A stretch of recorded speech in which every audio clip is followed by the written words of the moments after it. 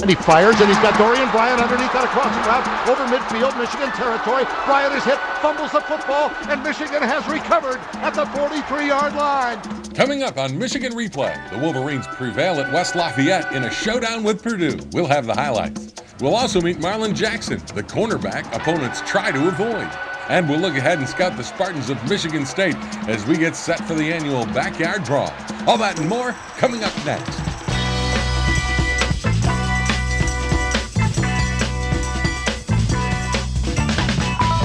Michigan Replay with Lloyd Carr is brought to you in part by Abso Pure Water, delivering quality bottled water since 1908. By Chevrolet.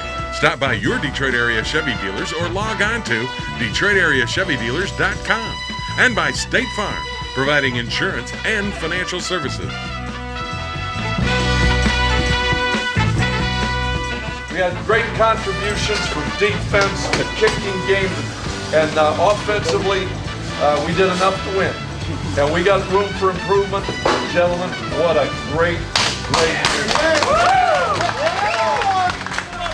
16-14, a great win over Purdue in West Lafayette. Tough place to win and a tough team to beat, and great job today. Well, I think you've got to give our defense credit, and we ran the football effectively, but our kicking game, Jim, I think was the best it's been all year long. Our three kickers, Troy Nienberg and Garrett Rivas and Adam Finley, all had very, very good days. Well, Saturday's game started off with the weather being a possible factor with rain, but the rain held off, the wind was still there, and they took it to you. This isn't the way you like to start, is it? No, it isn't. They're the longest run of the day from scrimmage, an 18-yard run by Jared Lloyd. They got our linebacker blocked, they get a little seam in there, and they put together a very good drive. Here we're hitting the quarterback on a third down play. They get a penalty of pass interference that leads to a first down. And then they're going to, off the play action here, hit the tight end down right in front of our safety, 1st and goal from the 5. And then we get outside the defense here, and they're on the board 7-0. This is not the way you'd like to start, but the way you respond is exactly what you wanted to see, right? Well, I think it was really our best drive of the day because it did get us back in the game and took their crowd out of the game. Here's a very good day again for Michael Hart. I think our offensive line did some great things in there. And your tight ends played well. Well, it's the best day probably. Here is a great catch. You've got to appreciate he made a 180-degree turn there to catch the football. Tyler Ecker, Tim Massaquoi, both our tight ends were outstanding. And then this well-blocked play, there's Jason Avant, and Michael finds a way through sheer determination to get the ball into the end zone. And they had to review that play. Clearly he was in, and you've got the game tied up 7-7. We move to the second quarter, but that's the way you want to respond. Well, Jim, now we're into the wind in the second quarter, and here is one of the real hard hits of the game. We had a few, and it was a hard-hitting football game, but I think that kind of contact on wide receivers can really have an impact. Here, good protection, and Purdue did a great job mixing up the blitz. Another in man coverage, Chad finds Massaquoi, and this kid finds a way to come out of it. Michael Hart, yeah, he comes out the other end, doesn't he? Well, he's another 200-yard day for him. Well, and unbelievable when you think about the whole thing. And here, they get a piece of this. But you talk about a big kick, a big 3 points. When you look back at from the back end of the game, those kicks are all big. They are, and you've got the 10-7 lead right now, and then you continue to move the ball. This team hadn't allowed a 100-yard rusher all year. Well, we ran the ball very, very well off tackle, and here, this is a miscommunication. We should have gotten a timeout because our wide receiver didn't get the call, Jason Avant, and Chad should have called a timeout there, but then we make an interception because we got a guy in the wrong spot. There's another great day by this Woodley kid. He gets better every game. This is the one play they got out in. I mean, this was a missed coverage, right? Well, yeah, we should have been back. We should have been safe there. We had a zone blitz on, And but fortunately here, we come up with another. We cause a fumble here. They review it and turn it over, but it's still a 10-yard loss. Something that there's only seconds left in the half. We're just trying to keep them out of field goal range here. 3rd and 30. And they get down inside, but this again is into the wind. They've got to kick this into the wind, and it was a factor. Jim, it would have been an absolutely incredible kick. But Gabe Watson there, you see McClintock, Shazor's coming hard, and Pat Massey made a great effort to get his hand on the ball. And we get out of there with a 10-7 lead. I was going to say, the lead at halftime, given what happened in the first half, you got to be pleased at that point. Well, we had some opportunities that we just weren't able to take advantage of offensively, but our defense was playing great, and we're doing a good job in the kicking game. Well, the second half was a dandy. It ends up with a Michigan victory, and we'll come back and we'll take a look at those highlights. But first, we hear from Pat Massey, who says pressure on the quarterback is a team thing. He was scrambling. When we got pressure on him, it was scrambling, and that's just due to coverage. And so, I mean, it just goes right back to that team effort. I mean, we had success up front because the guys in the back were doing the job and seeing their men. I mean, it's just unbelievable what a team effort it was.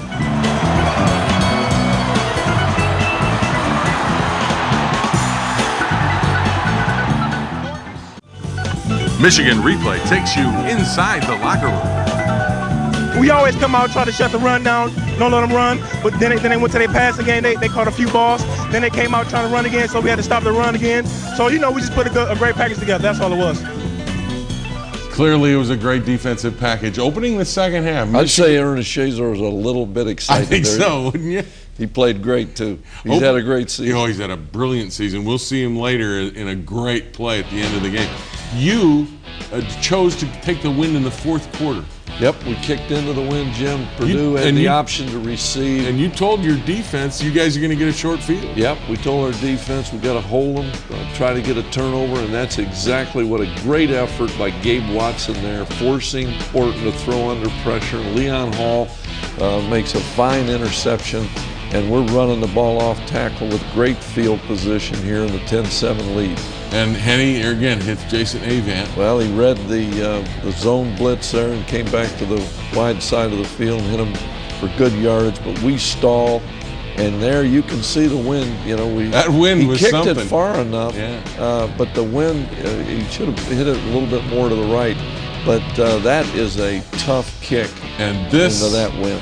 One play, Jim. It just kind of took the edge off the defensive performance. That's interesting because this is one of those things where you're matching up and you're looking for certain people. One of our other linebackers should have been on that back there, but it's a very difficult thing to do. And Purdue, give them credit, made a great play when they got a match that they wanted. We came right back. Yeah, this is your Terry next Malone possession. made a great play. We get a good completion there to Tim Massaquoi, and this kid breaks another one out of there. Well blocked play in the cutback. Well, now, you take a look at this run. Tell me how he does this. Well, it's a lot of guys out there fighting, but he just keeps driving his legs and at some point comes out of it and turns this into absolutely great field position for us. You're unable to score, but here into the wind, Garrett Rivas answers. Well, this is a big kick like they all were, but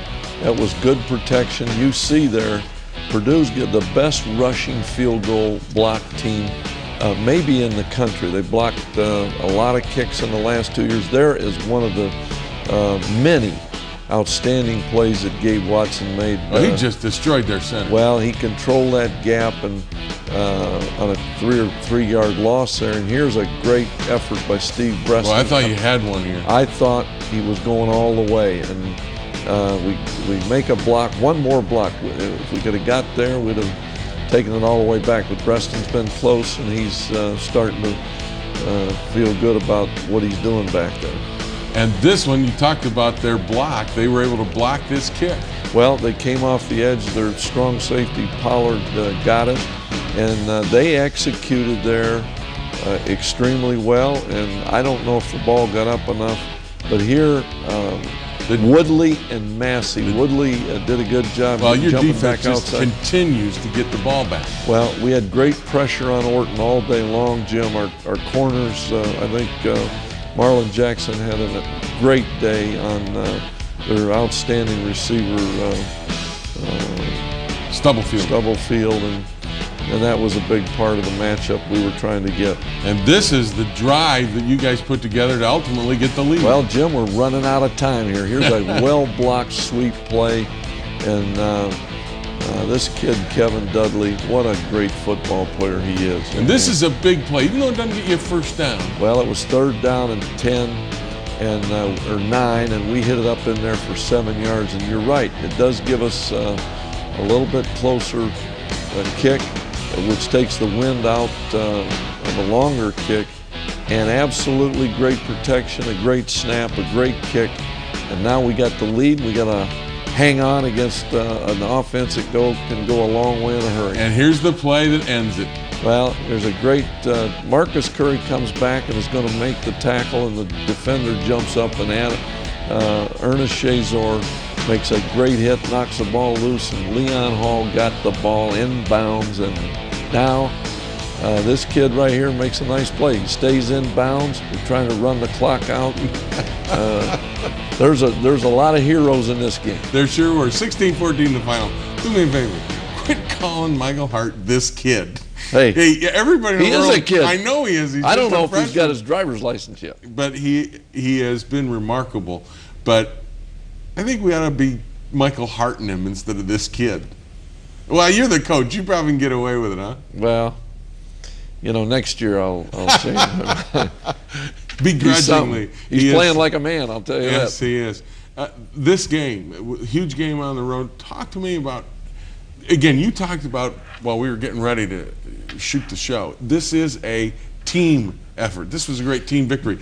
Secondary, offensive line, protection, quarterbacks, receivers, everybody got involved. Jim, every guy I think that took that trip had a contribution of some type. And if you can go through the roster, an amazing thing that happened down there in this game, because if there's a play in every phase of the game, if you don't make the play, you're going to lose the game. That's what it comes down to. And again, I want you to talk about special teams, because sometimes the give the special teams kind of gets lost in there, but that was the difference. Well, I think Mike DeBoer's done a great job. We've got great chemistry on this football team. And that's not going to win games for you, but it gives you a chance. And the execution and all those special teams, I think it was the best special teams effort of the season. And it turned out to be a 16-14 victory for the Wolverines over Purdue at Ross-Ade Stadium. And the Wolverines maintain their spot in first place in the Big Ten. When we come back, we'll get up close and personal with Marlon Jackson. But first we hear from Gabe Watson, tired and happy after that nail-biter at Purdue. It was a wonderful game, heart pounding throughout the whole game. And after that last play, the fumble and things like that, team effort. And after the win, it was just big. I'm speechless right now.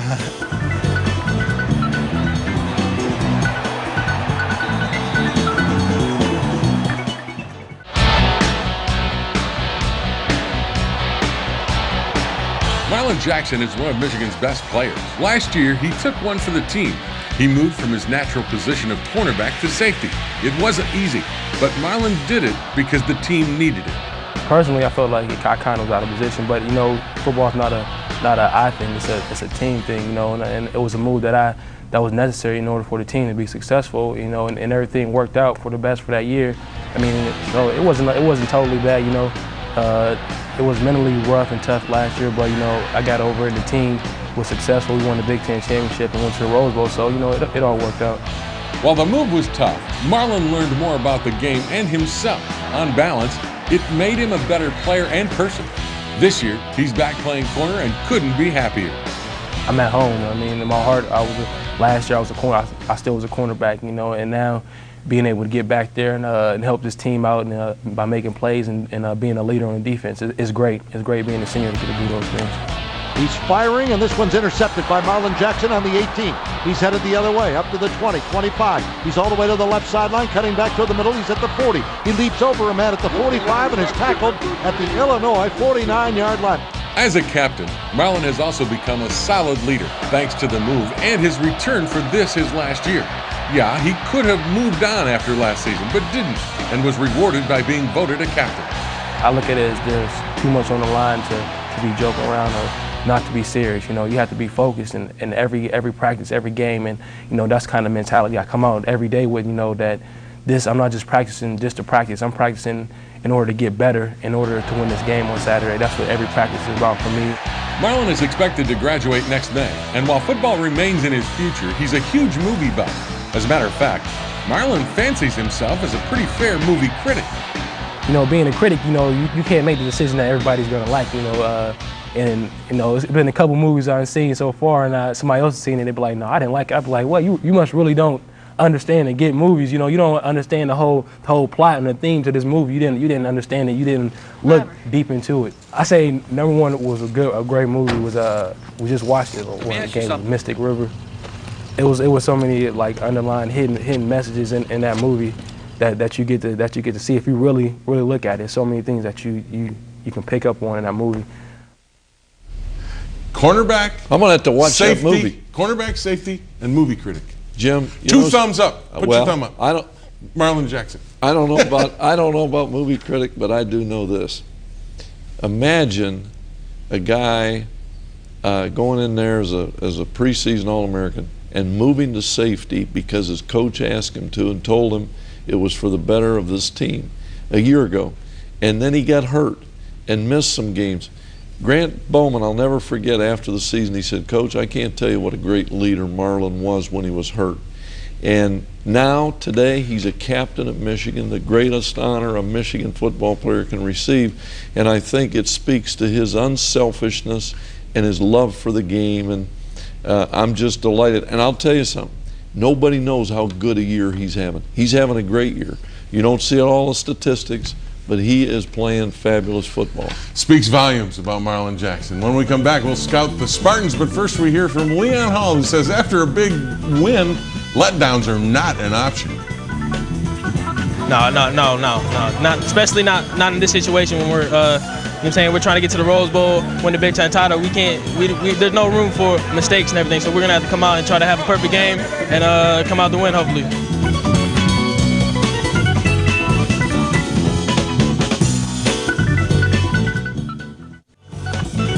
Michigan Replay takes you inside the locker room. Michigan State's stepping up. They're having a good season. You know, they stepped up over last year, and we're coming home after 2 weeks on the road. You know, we're excited, and hope the fans are getting excited too. So it should be a good game. Should be a good game indeed. It always is. Michigan versus Michigan State. Every year, it's a beauty. Well, and they may be the most improved team from the beginning of the year to now as any team in the conference. Well, Jim, they got a great kicking game. Offensively, they are really rolling. And defensively, I think they've gotten better every week. One of the things about this team is, and the improvement, I think it goes, you look at the offense, the kind of numbers they put up against Minnesota. It all goes, I think, to John L. Smith putting Drew Stanton in at quarterback. Well, I think what they do, which is much different than some spread offenses, this guy at quarterback is a great running threat. I mean, he's had some absolutely phenomenal games, and that opens up, they got a young back here, this Colcrick, who is runs with power, great leverage, a big, strong, powerful guy. And that's, I can remember John L. saying a year ago that's what he was looking for, and I think that's what he has got in this kid. And you told me earlier that Jeremy Scott's just one of a number of receivers. Well, they've got as many receivers, as much depth at the receiver position as anybody maybe in the country. Defensively, they've gotten very, very good. Vickerson, Eric Smith, and Jason Harmon are the three key guys. But when they put a hurting on Minnesota's running game, that gets your attention. Well, they're all returning starters, and they're coming in after a great win against an outstanding football team with a lot of confidence, and this is really what this game should be all about. And the one thing you talked about, a great kicking game. Brandon Fields, their punter, leads the country, and Dave Rayner is an outstanding place kicker. Well, the Fields is a weapon, Jim, and you know, because of field position, you're always and Rayner can kick field goals from 60 yards. So they don't have to get far down the field to be in the field goal range. Does playing a spread like Purdue the week before and playing a spread offense like Michigan State help and get preparation, or is it different? Well, it is much, much different because when there's no backs in the backfield except the quarterback at Michigan State, he is like a tailback. If there's one back back there with them, it's like they have two backs. So it's a much more complex system to defend than, for example, just a team that throws the football, because they have great balance. They run the football more than they pass it.